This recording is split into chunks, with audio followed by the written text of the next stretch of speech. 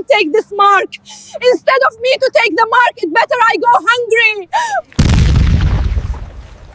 Madam, you're going to stay hungry and starve. We're not offering any food to you, and you can't operate any of our systems. Let us begin with honesty. This one stood in a time when the world demanded submission, not quietly, not subtly, but openly. The system was clear. The requirements was undeniable. Take the mark, or be cut off. No buying, no selling, no survival. And unlike many others, she refused. But let us not rush to admiration.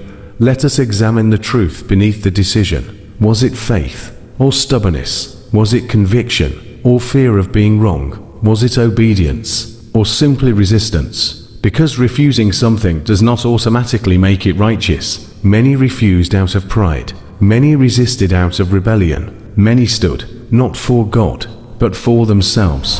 So let it be made clear, when the pressure came, when survival demanded compromise, why did you refuse? Before judgment is spoken, truth must be revealed completely. You lived in a time that had been spoken of long before your birth. The warning was not hidden. The consequence was not concealed. It is written, He causes all to receive a mark, that no one may buy or sell except one who has the mark. Revelation 13:16-17. And also, here is the perseverance of the saints, who keep the commandments of God and their faith in Jesus. Revelation 14:12. You stood in the moment where endurance defined allegiance. You were not forced without understanding. You were not ignorant of the cost. You were not without fear. And yet, you refused. Speak now not with emotion, but with truth. When the world demanded your submission, what did you believe you were choosing? I knew what it meant, not completely, not perfectly, but enough to understand that it wasn't just about survival. Everything around me tried to make it look normal, necessary, even harmless. People said it's just a system. It doesn't change your faith. God understands. You have to live. But something in me wouldn't agree. Not because I wasn't afraid. I was terrified. I saw what happened to people who refused. They lost everything. Some disappeared. Others suffered openly. And I knew that choosing not to take it meant I would lose my place in the world. But I also knew this. If I chose to take it, I would lose something greater. I remembered what was written. Whoever denies me before men, I will also deny before my Father. Matthew 10:33, and I didn't want to stand here, having chosen against you, so I refused. Not because I was strong, but because I was more afraid of losing you than losing my life. Fear, yes, you speak of fear, but let us examine it carefully. You say you feared losing God more than losing your life. But fear can take many forms. Were you truly acting out of faith?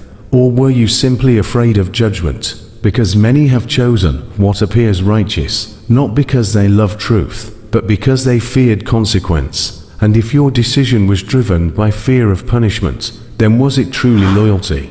Or was it self-preservation, disguised as obedience? There is a difference between fear that enslaves and fear that leads to truth. The fear she speaks of is not the fear of punishment alone, it is reverence. It is the awareness of who God is and what it means to belong to Him. Scripture says, "The fear of the Lord is the beginning of wisdom." Proverbs 9:10.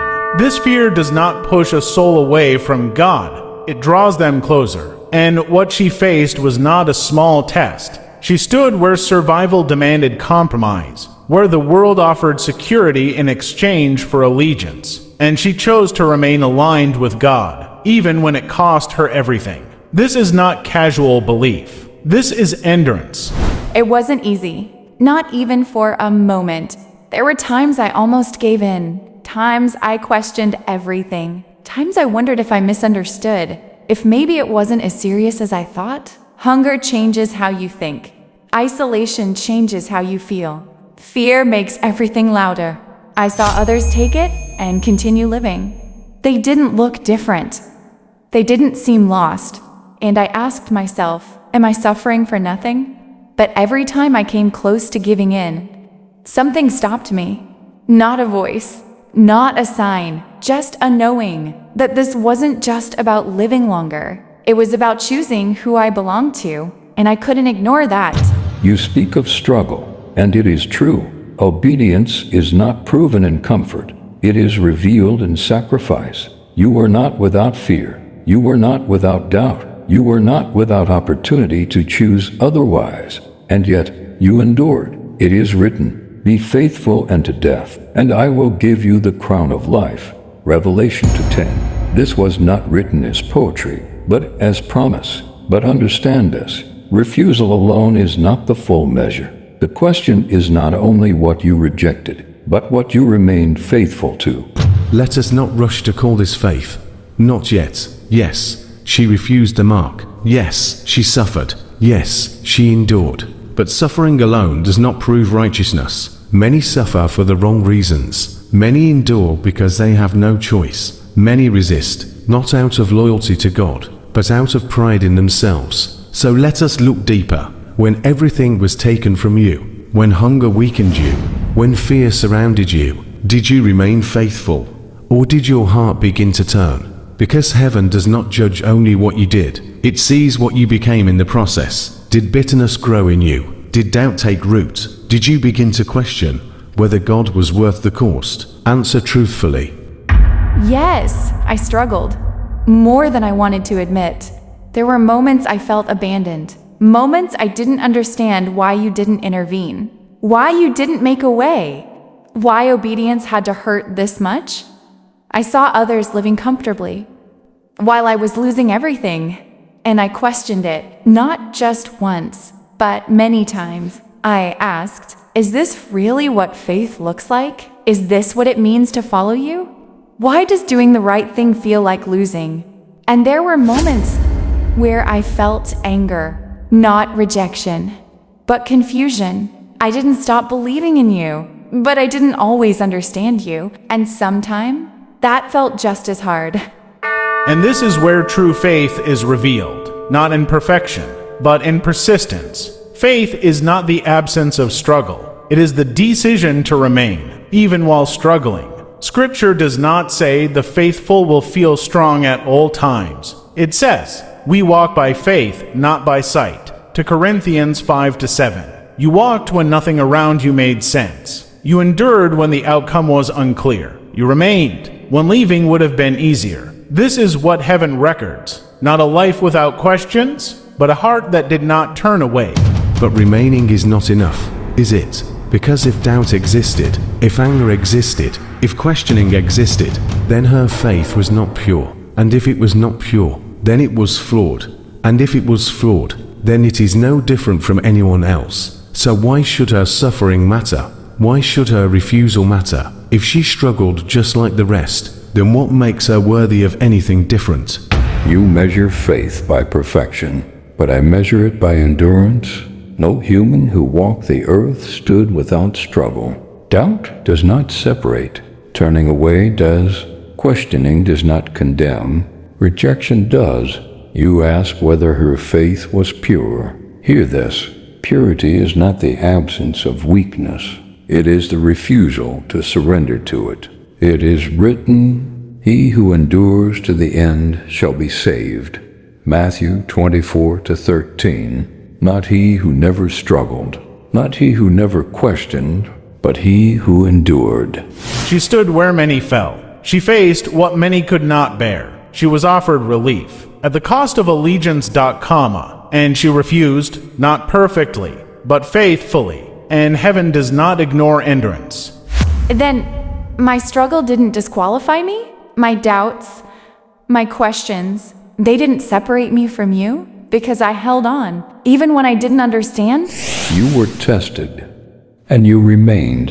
You were pressed, and you did not break away. You were offered the world, and you chose not to belong to it.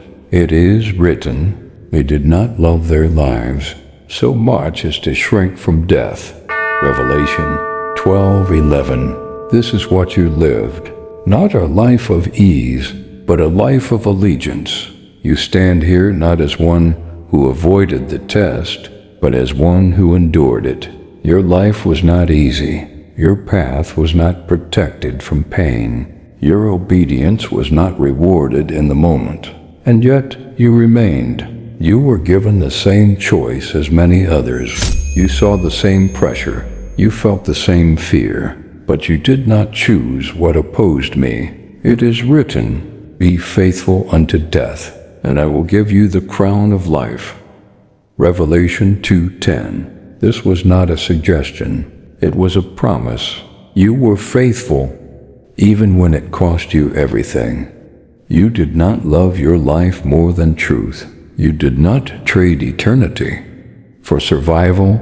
You did not choose comfort over allegiance, You were offered a way to remain in the world, but it required you to stand against me, and you refused, because you endured, because you remained, because you chose me when it mattered most. Your place is not with those who compromised. It is written, "Blessed are the dead who die in the Lord, that they may rest from their labors, and their works follow them." Revelation 14:13. You are counted among the faithful. You refused what opposed me, and now you receive what belongs to me. You enter not as one uncertain, but as one who has overcome. Enter into life. What you lost was temporary. What you gained is eternal.